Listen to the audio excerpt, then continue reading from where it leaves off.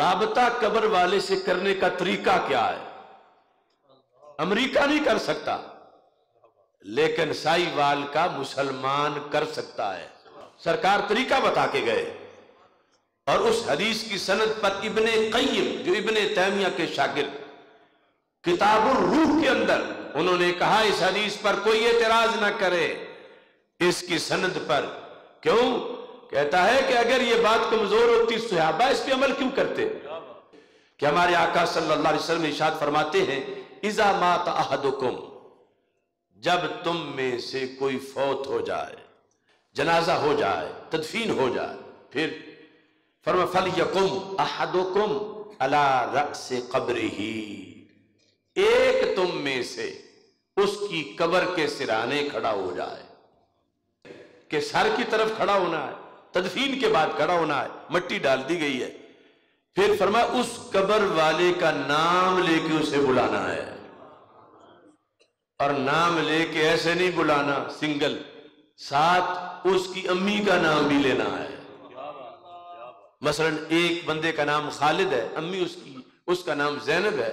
تو کہنا ہے یا خالد ابن زینب، اے خالد زینب کے بیٹے۔ سرکار فرماتے ہیں جب تم پہلی بار بلاؤ گے یسمع ولا یجیب،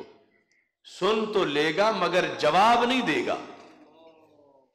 دوبارہ کہو یا خالد ابن زینب، سرکار فرماتے ہیں یستوی جالسا، اب قبر میں سیدھا ہو کے بیٹھ جائے گا۔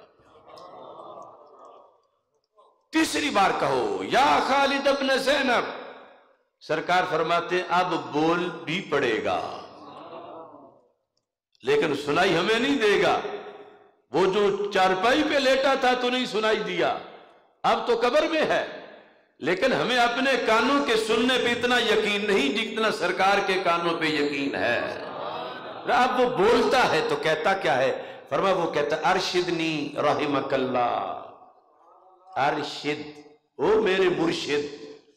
ارشد مجھے گائیڈ کرو،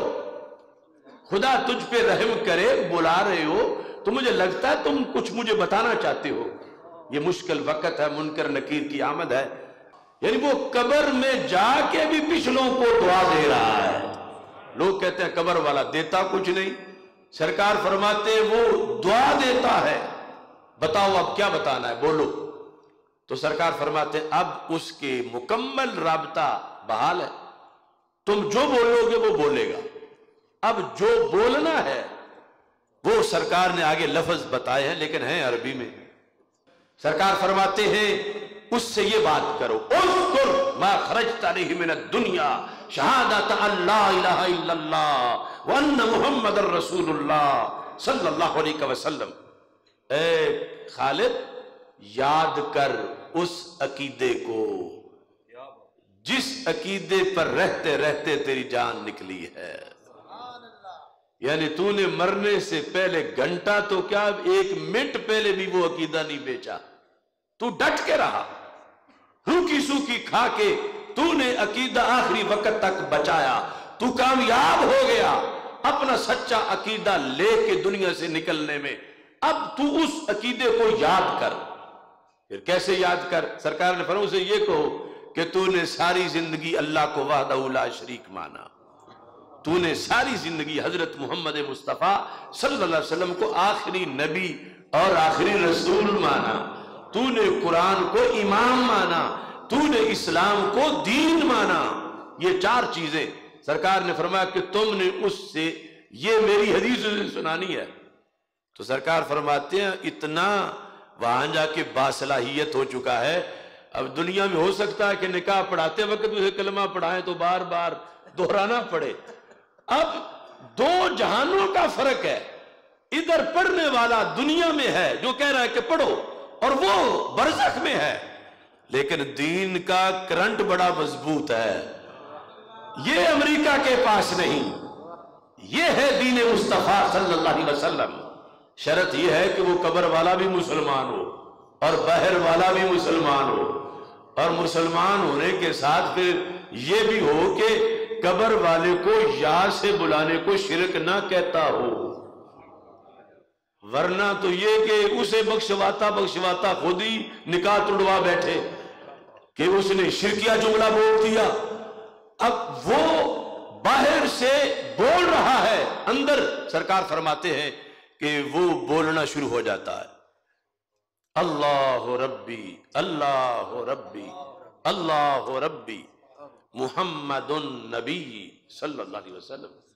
اب یہ ورد کر رہا ہے اپنی کوٹھڑی میں، ادھر سے منکر نکیر آ جاتے ہیں۔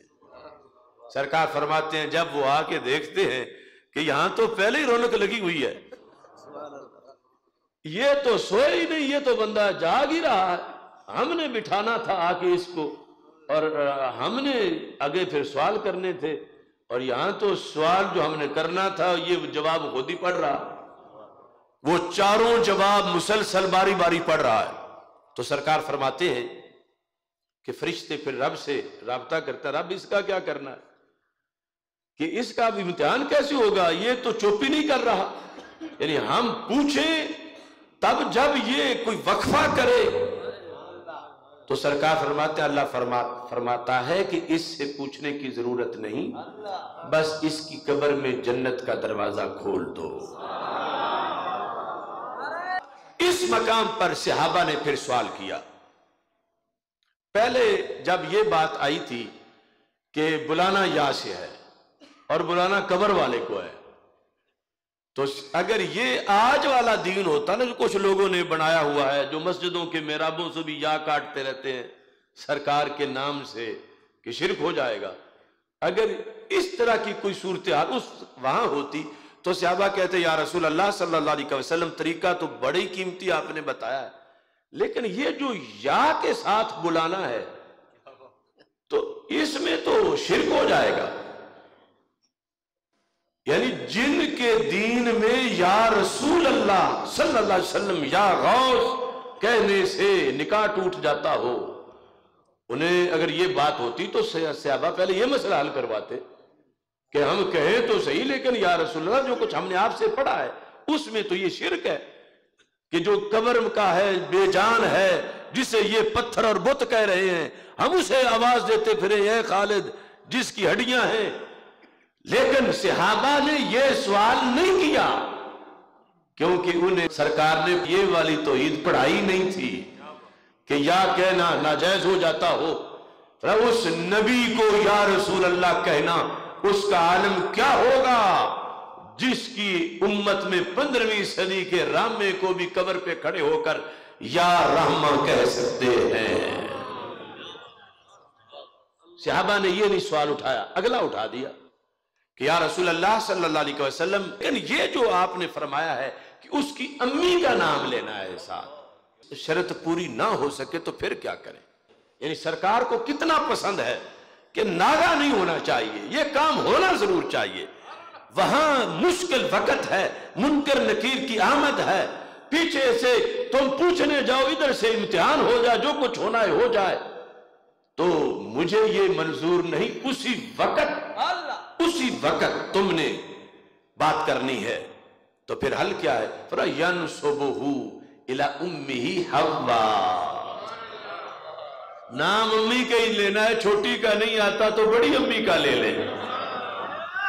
اسے حوا کا بیٹا کہہ کے پکارو، اے خالد حوا کے بیٹے۔ سرکار فرماتے ہیں پھر بھی جاگ جائے گا۔ یہ ہے دین، اور یہ اتنی بڑی سہولت کروڑوں امریکہ ایک قبر کے لیے بھی نہ کر سکے، اور یہاں ہر مومن ہر قبر کے لیے کوٹا لیے ہوئے ہے۔